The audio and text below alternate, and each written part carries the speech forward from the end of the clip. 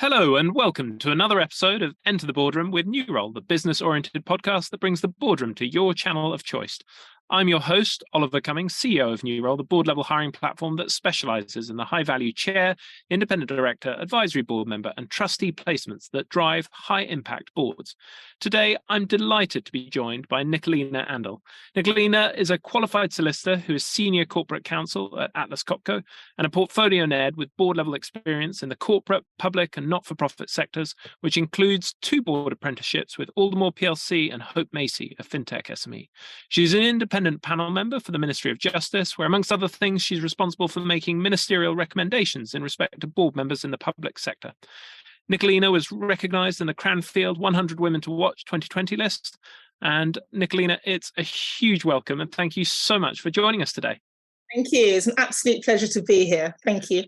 I'd love to start with just a sense of your journey into the boardroom and what were the golden threads that have taken you to where you are today?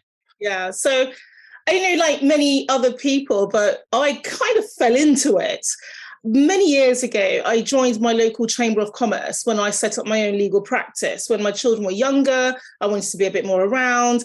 And someone said, well, where are you going to get your clients from? I was like, oh, gosh, good points. I did have it in my business plan. Go do some networking, go join your local chamber. So I joined my chamber as a very enthusiastic new member. And I went from being ambassador to being a committee member to actually chairing my local chamber in 18 months. And so that was kind of my first foray into actually leading a board. And I chaired that body for 3 years. And with that came a seat as a council member for London Chamber of Commerce. And as we know, it's a hugely influential body in respect of businesses within London. And just being a part of that and being able to guide the strategic direction of the organisation on a London-wide level was absolutely fascinating, as well as chairing my own board and making sure that we were acting in the best interests of businesses in our area. We had over 270 members and we were an incredibly influential organisation there. So I was blown away by the experience, not just because you're trying to make sure the organisation is being well run, but also representing the organisation externally. And being so heavily caught up in local affairs sort of got me onto the radar of a number of organisations within the area.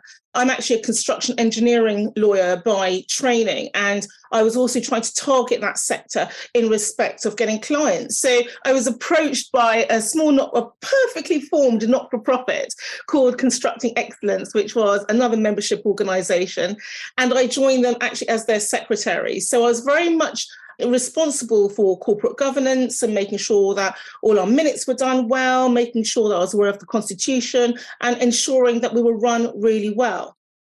I was also approached by a local charity who invited me to become a trustee. And it was great to be able to support them, supporting SMEs, startups, social enterprises in the area. And so, again, it was a great opportunity for me to use my legal skills, not just from a corporate governance and legal perspective, sitting on the board, but also in respect of actually helping beneficiaries within the area. So I did all of that. I got involved with a few other smaller organisations. Time went by, had a great time doing all this board stuff. Didn't even really realise what I was doing. I didn't even recognise I was forming the foundations of my future NED portfolio career. But when the time came and my kids were going into secondary, I was like, looked at my CV and I was like, wow, this word board comes up a lot. Maybe I should do something with it and be a bit more strategic about my boardroom journey. And it was at that stage that I decided to join Women on Boards. And that's it. That was the absolute pivot point for me to join an organisation which could really help me make sense of where I was in my journey and the skills that I put together, that I'd managed to amass, but also what I could do with it and where I could go. And then they were really good in giving you opportunities to come and listen to people. And funnily enough, one of the very first events that I went to was learning about public appointments. And we'll talk about that in more detail. One of the people who was there was actually the Director for Public Appointments of the Cabinet Office. Sue Gray, who I got to know at the time. And also I met the Director for Public Appointments for the Department for Transport.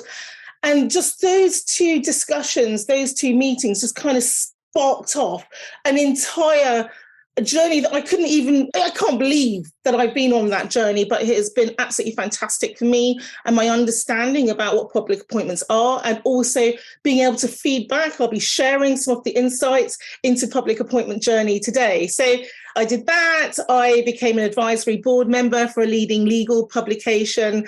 I'm an independent panel member for the Ministry of Justice. So yes, I appoint people onto public bodies. I make ministerial recommendations in respect of that. I hold my own public appointment with the Lord Chancellor's Department.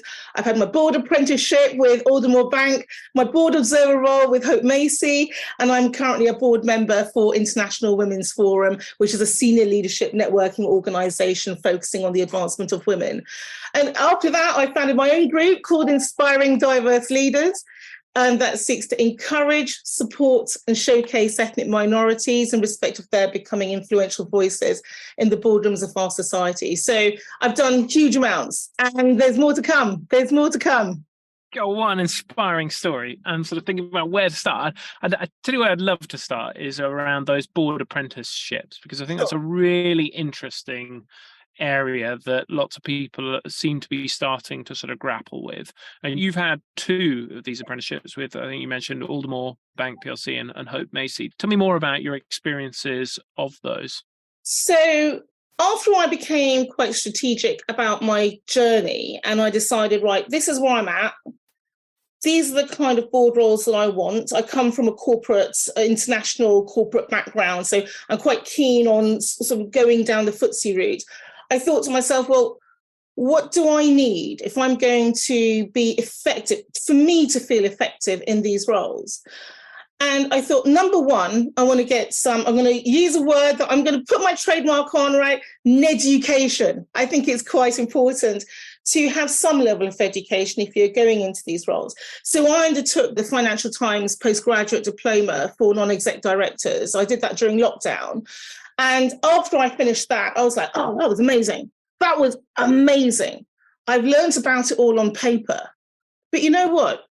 I never felt that I had the experience of seeing challenge and support in the boardroom. And I said, well, how can I get that?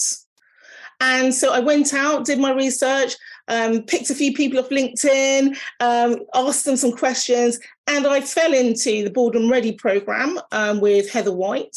And part of that program is actually to match you with a board. And she literally said, well, I know you come from a manufacturing engineering background, but there's an opportunity to join a bank, a financial services board. Is this something that you'd be interested in? And I was like, Nicolina, say yes, worry about the details later. Sounds bang on, right? So, I mean, I did have to interview for it, and I was interviewed heavily by the chair and also the CFO, and they said yes. So it was like, wow, here I am. Oh my gosh. And in respect of Hope Macy, my mentor, well, I appointed him as my mentor, he said, look, there's an opportunity for another financial services regulated organisation. It's smaller. It'd be great for you to get that experience at both ends of the spectrum. So I was like, bring it on. Does this get much better? You know, you wanted to see what the boardroom was like. Here are 2 opportunities. So I joined Aldermore, and it was a 1-year program, so you could see the whole annual circuit. And it's just been the best thing that I've ever done. Don't get me wrong, it wasn't easy. So coming in, you know, I don't have a financial services background, but it was very much, my mindset was, if I can survive this, I can do anything. I know that. And it was great. From day one, I was treated like a NED. And my mindset was, if I'm going to be treated like a NED, I'm going to act like a NED.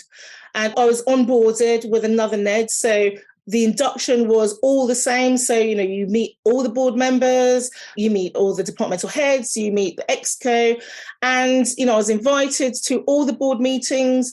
I was mentored. I had an external mentor and an internal mentor. I was mentored by the chair as well. And my approach was, I'm going to make the most of this opportunity. So I went to all the board meetings. I went to all the committee meetings as well.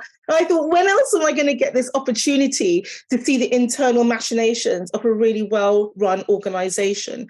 And what was particularly interesting is that the organisation was going through a period of transition and change, because the founder CEO was stepping down, a new CEO had been appointed, and he was just getting his feet under the table. So it was an amazing year experience of seeing, literally new CEO. We ended up having quite major changes in the Exco as well, seeing, norming, forming, storming, just seeing, your standard, annual report and accounts, risk, etc., REMCO, corporate governance, nominations, looking at all those committees, seeing really how they work. And because I was treated as a NED, and I was expected to actually contribute. So obviously I didn't have a vote at the table, but, I would always prepare for every meeting. I had full access to all the board packs. I prepared for every single meeting. I always challenged myself and say, you will ask at least one question. Because that's your role. You're there to challenge and to support your executive, but also I think it's about developing your boardroom confidence as well. So my view is, if I can do this at the boardroom table of a bunch of bankers, I think I'll be able to do this anywhere. So it was just a brilliant year, an absolute brilliant year. And I made the point of making sure that I developed my relationships with each of the NEDs. So after every meeting, I'd email them going, have you got some homework for me? Is there something you think I should focus on or reflect on? And that was great, getting to know them individually. And it was just the best year. It was the best year. I cannot explain what an amazing experience it was. It's amazing how listening to you there, it just sounded like the most sort of perfect journey that you've been on. Is that how it felt at the time? Because a lot of the sort of people I talk to who are looking to sort of break into the NED world, have a very different story to tell. They feel like they're going through a quagmire, sort of rejection after rejection after rejection. Was it as easy as that for you through that whole journey, the way you've made it sound, or is that the sort of the looking back that you can join up the dots, but at the time as you were looking forward, you actually, it wasn't as clear? What was the sort of the emotional experience? It was not an easy journey. Financial services is notoriously complex. A, as an organisation, B, in respect of the regulatory aspect, we're regulated by the PRA and also the FCA. But also, and I think this is going to affect anyone who goes into any role, particularly if it's a new industry. And, thank God my mentor said to me, he prepared me for this, and he said, look, you're going to feel like you're standing in front of a fireman and he turns the hose on and you're going to get hit and knocked back, because you're going to be awash with 3-letter acronyms. You're not going to know what's going on. You're not going to understand what's going on. And he said, it's okay. Just let it wash over you and just believe that you can do it. And I do that anywhere at work. So it wash over me, just wash over me. And I remember texting midnight one night after a board meeting, just going, oh my God. If someone says ILAP or liquidity or risk to me one more time, I think I'm going to go mad. But it was great. And I was well renowned on the board for being the acronym queen. So obviously, literally, I'd go through the papers and I'd like, right, this acronym means this acronym means that. And I ended up with a 9-page document, right, of acronyms. And sometimes we'd go out for dinner and it'd be like, come on, Nicolina, throw out your toughest acronym, right? We can answer it. And actually, even when new people joined, it was a bit of a joke. It's like, Nicolina, I've heard you've got this really good list. Can I have it? But it took me about 3 months, I think, to really get my head around, this is how a bank works. This is, how our products work. This is how our business lines work. And I always say that actually joining any board, it doesn't matter. The boardroom is a spectrum, right? All the way from your not-for-profits, all the way through to your banks. It's not, that's what it is, that's what it is. It is a spectrum. So one of the things that it's really important for all potential candidates to get comfortable with is that you are going to be going on an intimate journey with an organisation. So make sure that you've got some synergy with their purpose, their values. Make sure you fit, you feel like you've got a connection with the people around you that you're going to be working with, and just be prepared to get into the weeds and get into the detail, but still be in a position to take that step back and see the big picture. of the organisation. So it's very much about stepping into the detail, stepping out of the detail and keeping that oversight. So yeah, it was pretty nerve-wracking at the beginning. It really was. But you get used to it. You just get used to it. And can you think, has there been a particular moment that stood out for you on that journey as a board apprentice that was a sort of particular highlight, and maybe one that also was a particular low light? I'd say not for me personally. I think in respect of watching the journey of the organisation, I think one of the most challenging, I wouldn't say it's a specific situation, but I had so much respect for the new CEO, seeing the way how he came in, took his time to get to know the organisation, and then slowly started to really focus on the transition. Where are we? Where do we want to be? What are the expectations of our shareholders? How do we bring our staff, particularly on the journey? How do we engender that trust and respect from the regulators that, you know what, we've got this? Because what was interesting during that period, actually the bank went from being a tier 3 bank to being a tier 2 bank. So there were all these additional regulatory expectations, as well as a lot of changes that I feel were required. But I hold Stephen Cooper in very high esteem and respect of looking at the way how he did that and how he managed that transition. So again, it was an amazing year, not just for me, but for the organisation, and just seeing the way, you know, the highs, the lows of the organisation. I can't say I had any lows because I always felt very heavily supported by the chair, by my mentor, by the NEDs, by the board. And it was, again, just an amazing experience. What do you know now that I suppose you didn't, that would have been helpful to you going? What have you learned from that experience? I think this is going to be a thread that I'm going to mention a few times. I think it's really recognising what is your role on that board. And your role can vary depending on what kind of board you're on. We haven't talked about Hope Macy much, but we should speak about them because it's a really good comparator. So the role of, and I think this will be really helpful for people because it helps them stay in the right boardroom mindset, right, is you are there to challenge the executive. That is your role. You challenge the executive and you support the executive. So you're not there to just cut them down, but you are there to go, you know, I'm just looking at this paper. Can you help me connect the dots as to how you've reached that conclusion, right? And that's just helping them to clarify, you know, do you really understand what you're seeking to achieve?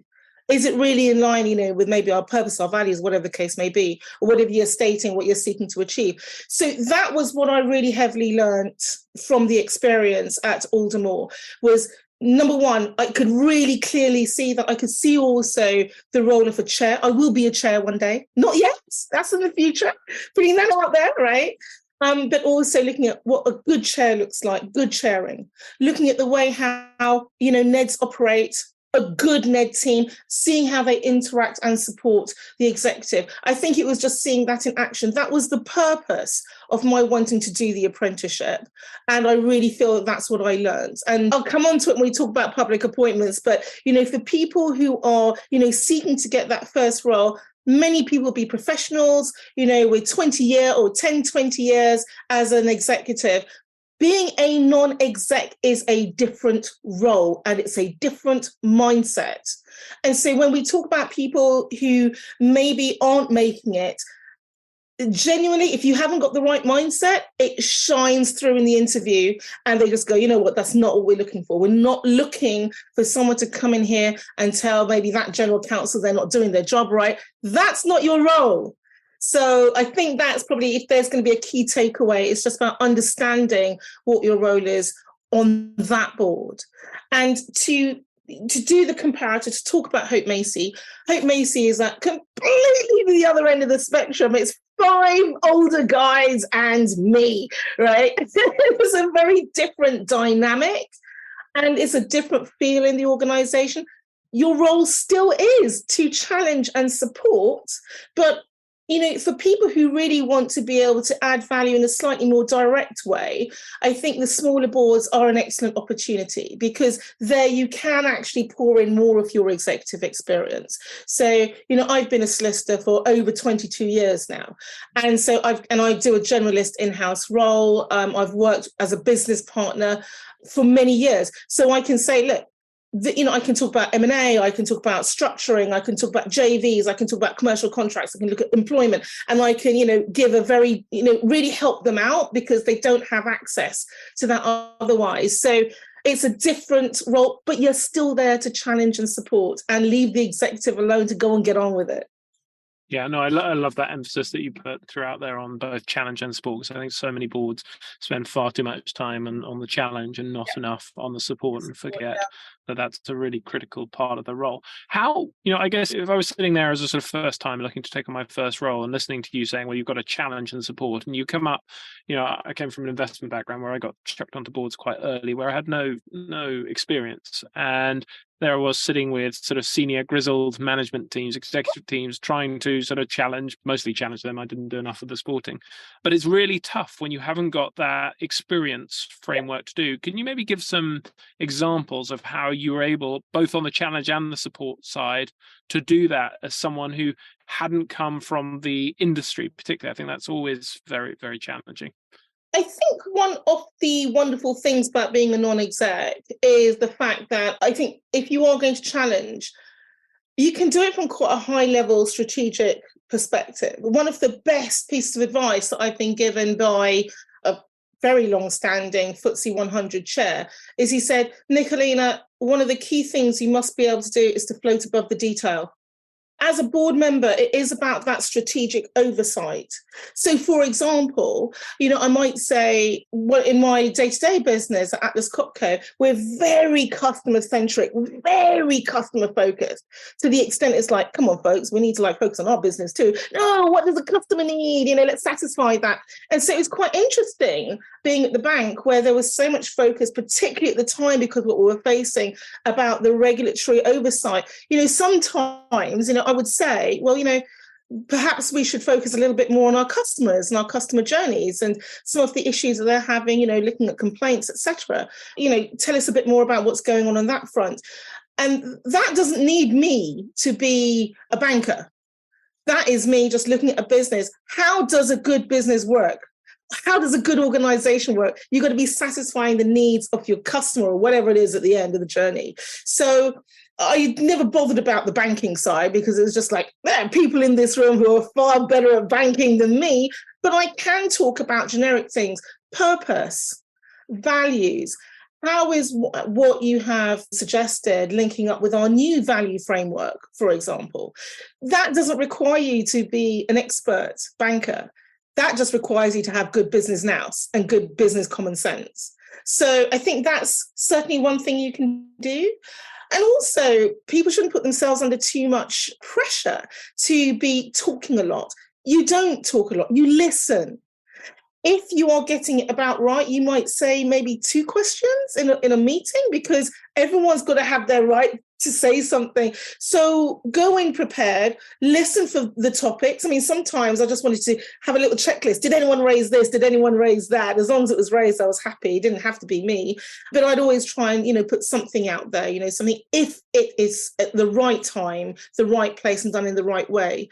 So I think that's certainly something that I think people can take away, because that's what you're there for. It's about that strategic oversight.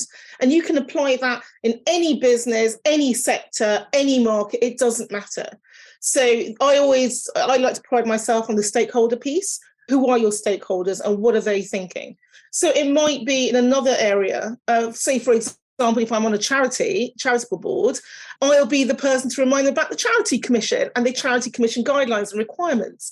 So it just depends. So that's definitely the challenge piece. And I think the support piece, if, an executive is killed themselves to a good paper, say, that was a great paper, that was a great presentation.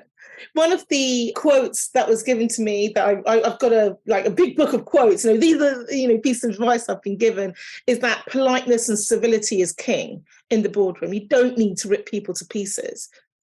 you can challenge with kindness and care. Help me understand that. Can you just unpack that for me? Just explain how that links up with our purpose and values. And I think I certainly saw that at Aldermore. It was really fantastic to see how polite and respectful, yet still on point, the boardroom was.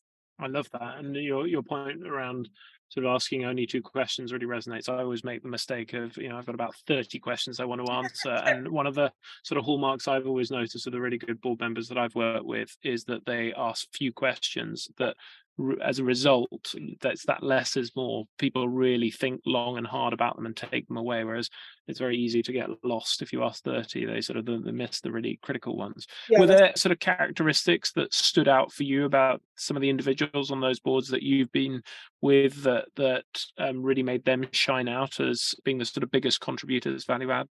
I think, just going back to that point about civility and politeness, and really valuing what everybody's bringing to the boardroom. That for me was the most important thing. And I think particularly I'll give a shout out about Pat Butler, the chair. He was just making sure that it was a very inclusive environment. So even though I was an apprentice, he would still ask and listen to any point that I made, whether that be in private or whether it be in the boardroom. Very, very inclusive. And I think that was, one of the true shining points about good chairing. It's about inclusivity. Super interesting. I mean, lots of people talk about inclusivity, and actually we talk a lot about it internally around creating psychological safety. But I'm always interested to know how people go about doing that. So you talked about a couple of things there, sort of asking, bringing people in with questions, and making sure you listen. Were there other things those boards did that you think particularly sort of fostered that sense? You obviously felt very comfortable there. Yeah. What was it? I think it was really good that, sometimes we had NED only discussions, which I thought was appropriate. Okay. Sometimes we'd have discussions with the CEO alone, which I thought was great for the CEO, because sometimes the CEO wants to share things privately with, to get that support as that business leader from the board. Yeah. And, sometimes you don't want your whole exco in there, in the room. So Pat was very good at sort of understanding when that was required. And also I know that a lot of the work goes on outside of the boardroom as well. So, for example, we had someone who's incredibly good at digitalization and looking at, all that data systems, at the back of a bank that make it work. And she would regularly meet up with the head of technology to be able to say, look, I'm happy to share what I see in my organization. And that, again, it's that support element, not just support in the boardroom, but support outside the boardroom as well. Really interesting. Were there any sort of big differences in that regard between the sort of listed company environment and the SME board environment? Oh gosh, yes, very much so. I think one of the challenges faced by heavily regulated organisations is you've got to keep the regulator happy. So that means that there's less board time to be, talking about the, your purpose, your values, all that, nice, how's that, what's the deep dive focus on that business line? How's it going? There's less time for that because you've got to focus on the regulatory aspects of things. And even if it's with your auditors, you've just got more hoops to jump through. And so it means that it's just more challenging because there's more stuff that you just literally need to get through. That's sort of on the bigger board, whereas on the smaller board, they're not quite so constrained. So therefore, it's much more fleet-footed, it's faster moving. And in respect of strategic direction, if they suddenly spot, an interesting opportunity, actually, there's nothing to stop them quickly moving in that direction. So actually, I find the smaller SMEs, they're more agile. They're easier to change and shift and pick up a potential opportunity and maybe even ditch something if it's not working because you haven't got this huge behemoth of a machine going on in the background. So it's a very different feeling, it's a different style of board, it's a different form of interaction. I love it. I think they're great. I love the guys that I work with, on the board of Hope Macy. They're really, really fantastic. So yeah, I love it. Oh, brilliant. Well, it sounds like it's been an amazing experience. If there's someone sitting there listening now who's thinking, gosh, maybe I should do a board apprenticeship, or should I be doing a board apprenticeship? What would be your sort of advice to them now? Do it. It is just, it's amazing experience. B, it's a great opportunity to actually demonstrate your commitment to your non-exec journey. And and also it's just investing in your own personal development. If not everyone is still a serving executive, I am, but what I found actually is that by being a non-exec, it has just helped me become a better executive. And by being a serving executive, it makes you into a better non-executive. So there's so many amazing synergies there in respect of, where you're at if you're in your executive journey. I think if you're outside of that and maybe you're transitioning out of a long career, this is a great opportunity to get in there, get your hands dirty, and it does no end of good for your confidence as well. So if I'm in an interview, I can absolutely talk to, I know what Remco does, I know what risk does, I know about nominations and corporate governance, and I know what the regulators want. I've seen it. So I think it gives you that opportunity to just be even more confident in your interviews as well, and very credible. And it's just a big confidence. It's great. It's been great for my confidence. I love it. Brilliant. And I suppose, if you're sitting there as a chair thinking, that sounds interesting, I'd like to get someone like Nicolina on as a board observer, what would you say, or what do you think your chair would say? And you said at some stage you'll be a chair. Does that mean that you will have observers on your board? What do you think the value for a chair and for the other board members is of having an observer on? Because I guess there's some extra work for them. So there's some presumably friction as a result of it to bring an extra person up to speed. But I guess there are probably quite a lot of benefits too. Indeed. And I think if we're looking at the general environment that we're in at the moment, there's a huge focus on how are we getting people to the boardroom. We're talking about diversity in the boardroom. That's not just gender. It's not just race. It could be disability. It could be neurodivergence, whatever the case may be. How are we, they're talking about socioeconomic, mobility. How do we break away from what's happened in the past? That historical, you must have been a CEO, you must have run this, you must have had P&L responsibility. Our boardrooms are getting more complex. Even if we look at ESG, for example, right?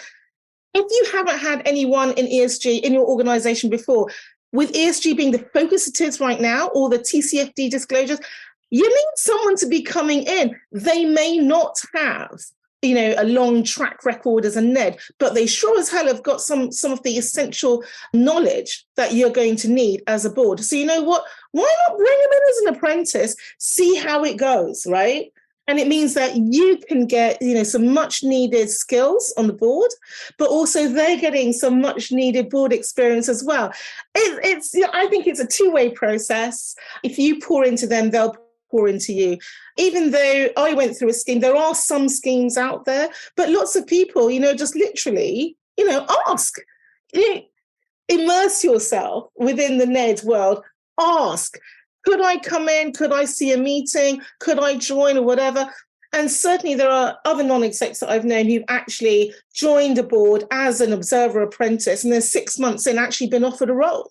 So there's that opportunity as well to try it before you buy it from the chair. You can be demonstrating a commitment to diversity and inclusion. You can demonstrate to your regulators and people around you that you are committed to having that pipeline into the boardroom. And you can also have that opportunity to bring in some much needed skills. So I think, there's just there's so many benefits for boards out there to actually bring in an apprentice. Love it. I'm signed up and fully convinced. I'd love to move on to talk a little bit about your public appointments experience, because you've had amazing experience in that area. And maybe you could just sort of start by just giving, for those people who are sort of less familiar with that world, a bit of a sense of some of the differences in the experience that you've had on those commercial world boards versus those sort of public appointments. Sure. First, let's be clear about what public appointments are. Right? So public appointments are roles that are held in the public sector. It can be on like a formal board, it can be on a committee, it might be doing a particular kind of role. So I tend to do specific roles, and you will be appointed to a public body. So, for example, I come from a background in law, so I tend to do most of my focused work for the Ministry of Justice. I mean, there are so many, you can be looking at education, you can be looking at NHS, all of this, anything that's associated with the state is what we call a public appointment. There are hundreds, maybe even thousands of public appointments available every single year. And if people are, that way minded, or maybe they just want to do something, I'll give you an example. I'm very enthusiastic about people doing public appointments. And I gave a presentation off my own back because I just like doing presentations and encouraging people to develop themselves and to contribute. And I did one during lockdown. And one of the people was a teacher, and she was about 60. And she's like, I've been a teacher. I'm looking at retirement, I don't really know what to do. I'm quite enthused by this. So I talked about public appointments. And about a month later, she says, Nicolina, I've seen something. I've seen a role. I'm really excited. And it was a national charity. And she said, they're looking for someone with specialization in education. And I think I might be useful. I'm like, go for it. So I sort of helped her with her application, and I helped her prepare. And she calls me and she goes, my gosh, I got an interview. And I'm like, yeah, that's going to get an interview, right? You hit the criteria. And she went to the interview, and my gosh, she got it, right? So she went, this is just amazing for me. She went from being inspired to being appointed by the Queen, God rest her soul, in 6 months. And it's been an amazing journey for her. She's now coming up for reappointment, like 3 years later. And she's like, my gosh, it's amazing. And since then, she's joined another couple of boards, and she's like a complete public appointee junkie. So, now she actually talks about it. I've, allowed her to share her journey for others. And, for her, she goes, I never knew that there was this whole world out there that I can actually bring my experience. And she goes, Nicolina, I'm just a teacher and they're asking me to sign off on this £11 million invoice. Oh my God. I'm like, these are the opportunities that can be availed to you, working with a lord, a lady, a dame, or whatever, to actually come together to do something for the benefit of our country. So these are public appointments. I'm not going to say they're all going to be that amazing and exciting, but they are there, and they are looking for people to actually come and join these boards. So they are different. It's related to the state, it's related to the government, it's related to public, our society. In my opinion, I think that it can be a bit more clunky, a bit slower and bureaucratic, which can be a real pain. Sometimes I feel that some of the senior civil servants haven't really got an idea about the commercial world. And so that can be a little bit challenging sometimes. But there is a commitment to bringing in external expertise so that they can become better and that they can learn, take away some of the great lessons from the commercial world, bring it into the public sector. So hopefully that kind of explains in a roundabout way kind of the question you asked. Yeah, no, really, really helpful. You serve as the panel member for kind of assessing and recommending candidates. Yes. For appointments to sort of, I think you said chair, NED, SID, as well as judicial roles. Yeah. What have been your kind of, I suppose, lessons from seeing people go through, those who've been successful? What advice, if I'm sort of sitting there thinking, putting myself forward for one of these roles, and I said to you, Nicolina, help, like how do I maximize my chances of success? What are your sort of top tips? Right. Well, number one, read the candidate notes really carefully. All appointments are made on the basis of merit, following an open and transparent assessment process. Those candidate notes get better and better, actually, as time goes by. And it's very descriptive about what it wants. There are a few things. You'll be normally asked for a personal statement. You'll be asked for a CV. You'll be asked for, some disclosure with respect to sort of background stuff, etc. They tend to be separate documents. And we don't see all of them as the panel, but we'll see a personal statement and a CV. Focusing on the personal statement, stick to the rules. I'm known to be quite a tough panelist because if it says it should be 2 pages, I'm like, It's 2 pages, folks, right? 2.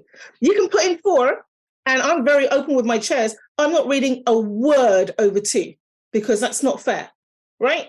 If everyone is doing 2, then you do 2. I'm not giving you any benefits. And people have fallen out the process because of that. So stick to your 2 pages. In terms of what to put into your personal statement, this is not a dear sirs, yours faithfully kind of letter. No, right? When you look in your candidate booklet or your candidate notes, it will state very clearly, these are the essential criteria that we are looking for. And the focus of your response must be on those essential criteria. The best applications I've seen are literally applying for this role. Here's the code. I'm applying for this role. I think I'm suitable because I've got blah, blah, blah, maybe 2 sentences, 3 sentences, set the theme, and then literally subheading, essential criteria 1, put it in, and then you put in a solid statement underneath it, demonstrating your competence against that essential criteria. Where I think professionals often come a cropper is, I use a personal analogy, right? I'm a 22-year qualified lawyer. Here I am. There you go. I'm a gift. That's going to get you nil point, nothing, right? If the essential criteria asks you to demonstrate, your powers of, your experience working on a board, then you will say, I've been a board member on, this is what I did. I've been a board member on that. You have to demonstrate your competence. You have to give clear examples. And a good technique that is often used in the public sector is use the STAR technique. And that stands for every time you answer a question, you set out the situation, you give the task, you give your action. What did you do? And what was the result at the end? And so people who do very well in these processes, they're literally star answers, star. And it allows you to bring in a lot of information into a very short few sentences. So if you imagine you've got your essential criteria, subheading, and then literally star answer, next, star answer, next, star answer. There will also be desirable criteria. When I do my applications, I'll then do like kind of a mop-up paragraph, kind of broadly covering all of that. Remember, all you want is an interview. I want to get an interview. You can save something for later. But that's the best use of your 2 pages. And then if you have a CV, again, stick to whatever the length is, if there is a length requirement, and make sure it's a NED CV, not an executive CV. And that goes back to what I was saying before about make sure you're coming with the right boardroom mindset. Your role is noses in, fingers out. You are there to challenge and support, not do the job. And the way how many experienced professionals fall at the first line is they come in and say, I would do it this way, I would do it that way. And it's like, that's not your job here. That is not your role. And so they swiftly get a nil point, but they don't get it, right? So again, it's just, and this is where the power of education comes in. I know that on the website, you've got some really good examples as to this is the way it should be, this is the way you need to be thinking. It's about, you need to come in with the right mindset. I think also what makes really good candidates stand out is the fact that they think they really do their homework. They understand the organisation. They understand the sector that they're working within. They understand the challenges being faced by that sector. And so they bring that all back to, and therefore in light of that, this is how I can add value to the board in this situation. They really, really think it through. Yeah, it's interesting. It resonates a lot, and it's very much consistent with what we see across all broader roles. I use PA, which is my equivalent to the STAR, which is point evidence analysis, where people often make the point but fail to give the evidence, and they assume too much knowledge of the reviewer, and then they fail to tie back the evidence to how is it relevant to this organization. And again, the I suppose succinctness with which the best sort of candidates respond always stands out, because they remember that people reviewing these things are sort of have short attention, or they've got a lot to get through. How many typically would you be looking through as a reviewer?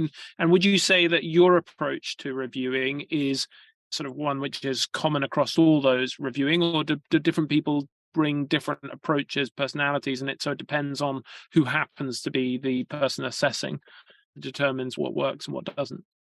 So in terms of process, it tends to be always the same. There'll always be an initial sift.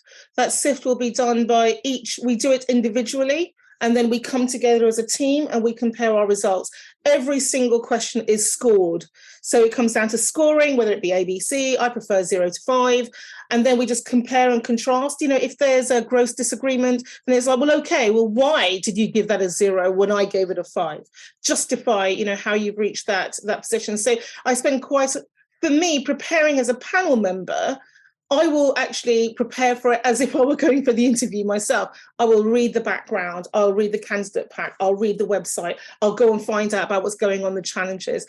I will always clarify anything that I want to know from the chair. I'm normally sitting with the chair, maybe the CEO, maybe a member of the arm's length body, the MOJ. It varies depending, but we all go away and we do our homework ourselves, and then we come together and we choose. We compare and then we make a choice. So how many candidates would you typically be looking through for any given role?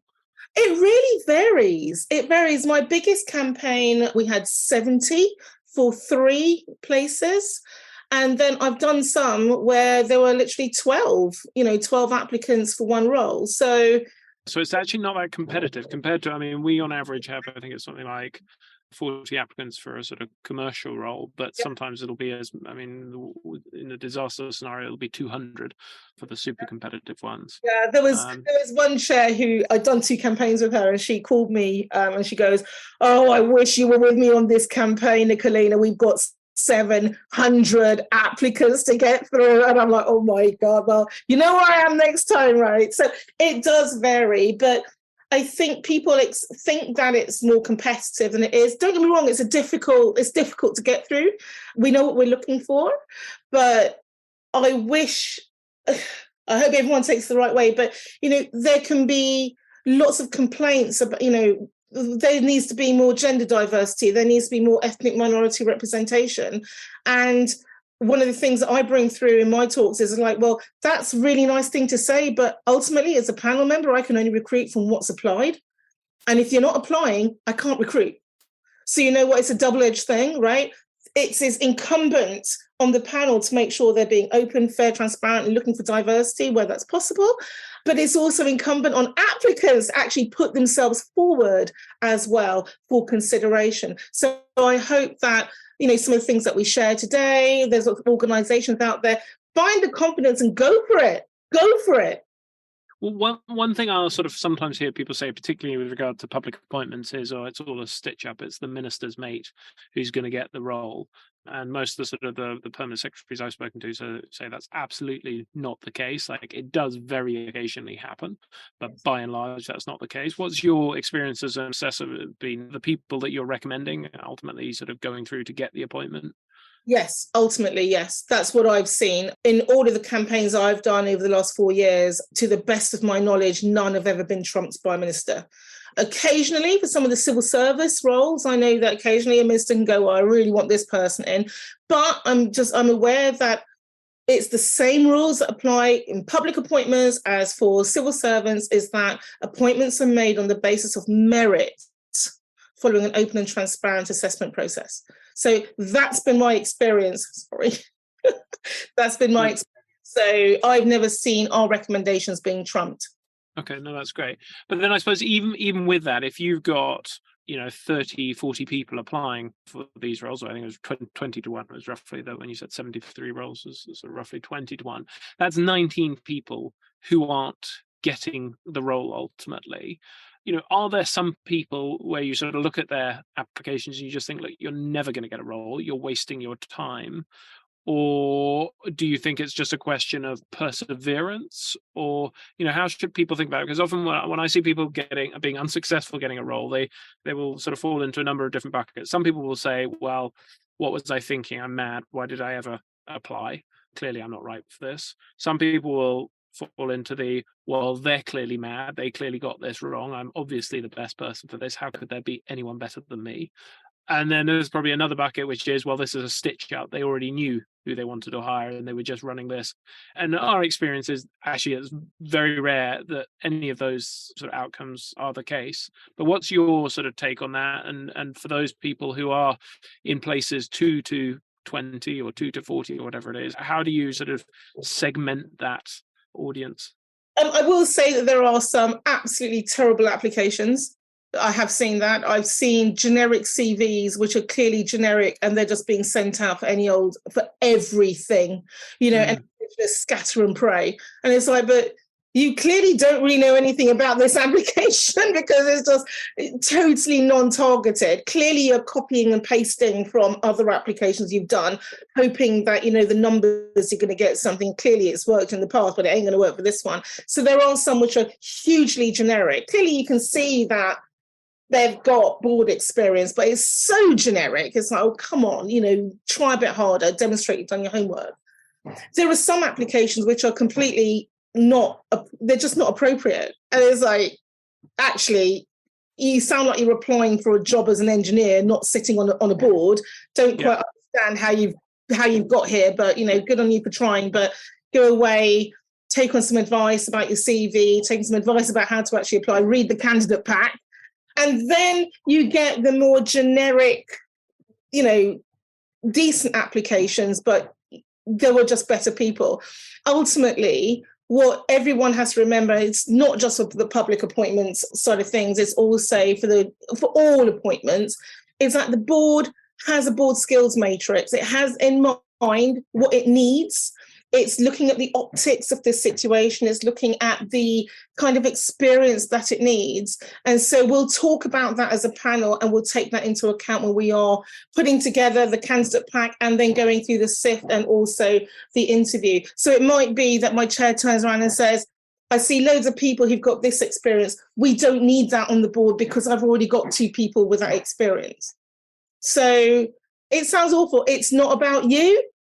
It's about the needs of the board.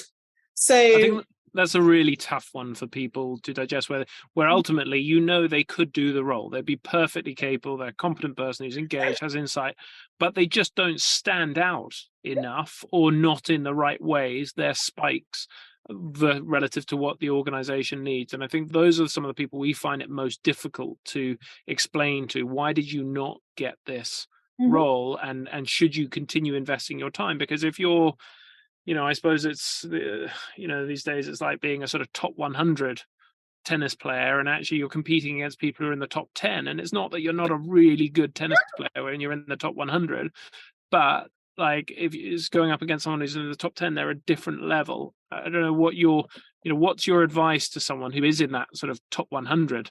Yeah. Should they keep going and just hope to get lucky that one day they'll apply for one of those roles where there aren't that many people applying, or is it actually better for them to go for something else? Well, I'm a big one for like perseverance and resilience. So I'm like, yeah, keep trying. But I think you also need to think about, am I truly committed to a non-exec portfolio career? Number one, right? Because if you are, then you want to continue developing yourself. You want to continue making sure you've got the right knowledge, skills, make sure your LinkedIn's looking good, make sure that your CV's right. Sometimes I hear people say, well, I don't want to spend 100 quid or 200 quid on a membership. And it's like, but think about the opportunities that are there when you are there. Some people say, well, I don't really know any other non-execs. Well, get out there and meet some non-execs, right? It's about, how committed are you to this? And then it's one of those things that once you've kind of got one, then actually it opens the floodgates, because you're more likely to get recruited if you've actually already got one, because then you can demonstrate, I'm doing it already, I'm a safe pair of hands. Yeah. So, just think about your why. There's so many books written about, what is your why? I know why I want to do it, but that's going to change for everybody. No, it makes a lot of sense. Now, one of the things you haven't sort of touched on too much actually in that discussion of assessment is around the question of diversity. Mm-hmm. And diversity in the boardroom is a really big topic. But you've just been involved with a report around diversity in public appointments, and one of the things that was sort of very clear from that was it means very different things for different people. Yeah. What's been your experience of diversity in the boardroom, and what have you experienced that's been positive, and what have you experienced that's been negative? Mhm. Diversity means many different things to many different people. In the past, there's been a huge focus on gender diversity. And of course, that's off the back of your Hampton-Alexander review as well, the various ones that there have been. And then to some, I think at the moment, it's got much more focus on ethnic diversity. I know now I personally feel it's kind of moving on a little bit. I mean, the Parker Review, the work that David Tyler is doing on the Parker Review is brilliant. I was on a panel with him late last year. And I love the way how people are really shining a light on some of these key points, right?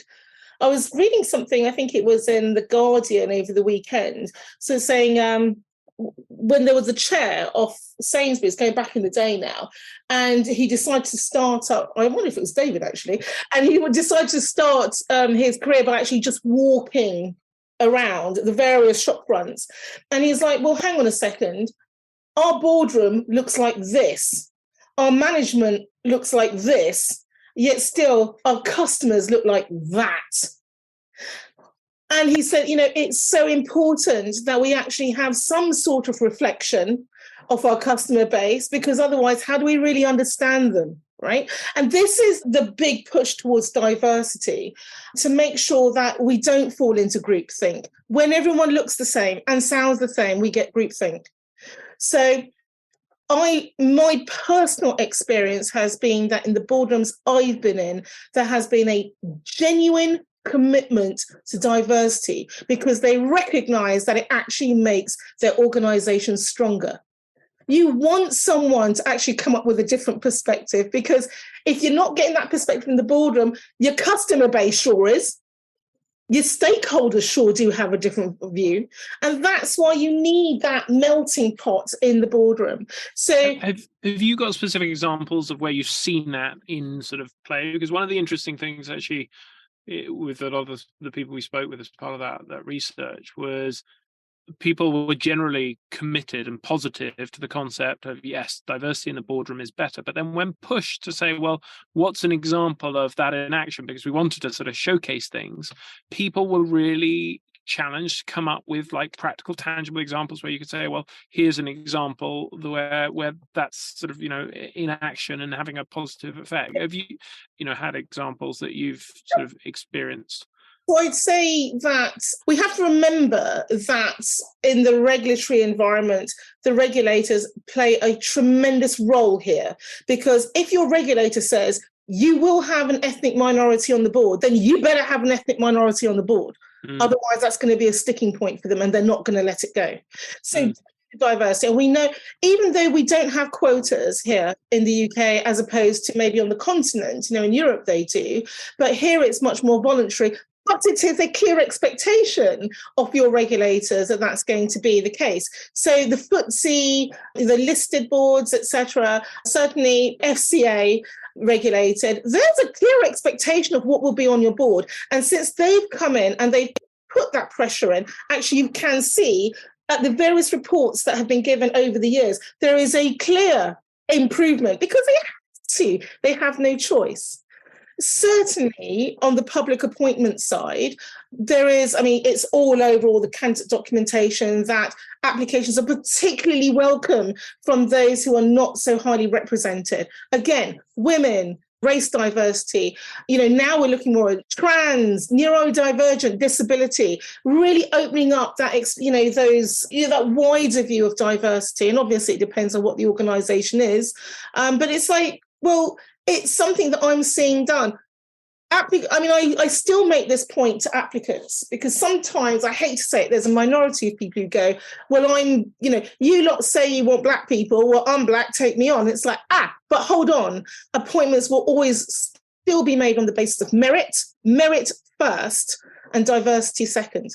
So it means that you've got to make sure that you're ticking those basic boxes first. And then at that point, actually, if you're saying, well, we want at least half of our board or 40% of our board to be female, Sometimes if your board constitution is already okay at a particular level, if, for example, you're in the corporate sector, you may well go to a diverse headhunter and say, we really would prefer to have a woman in this role, because that's going to make sure that we have that right gender balance on our board. So actually you might go out and say, give me an all-female shortlist, all-female list. So, I have seen that done, and I think that is the right way to go. And in terms of the actually, once you're on the board, and if you've got that diverse group around the board, have you seen that sort of the benefit of that diversity in action playing out on the board? And is there an example that you could talk about? Very much so, very much so. I have seen it played out on the board.